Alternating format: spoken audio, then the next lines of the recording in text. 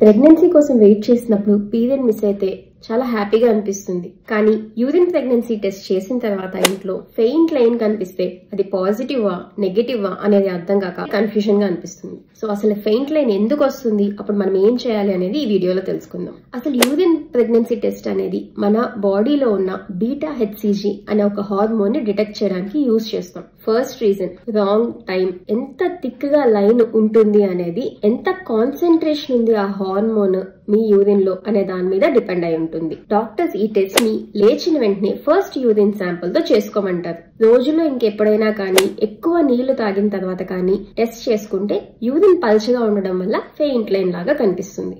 Second reason, ఈ hormone అంత concentration లో ఇంకా రిలీజ్ అవ్వట్లేదు, అంటే అది ఎర్లీ ప్రెగ్నెన్సీ అయి ఉండొచ్చు. అలాంటప్పుడు టెస్ట్ ఒక 1 వీక్ ఆగి రిపీట్ చేసుకుంటే పాజిటివ్ గా థిక్ లైన్ లాగా కనిపిస్తుంది. ఇలాగా యూజువల్లీ హార్మోనల్ డిస్టర్బెన్సెస్ వల్ల లేట్ గా ఎగ్ రిలీజ్ అయిన వాళ్ళకి అవుతుంది.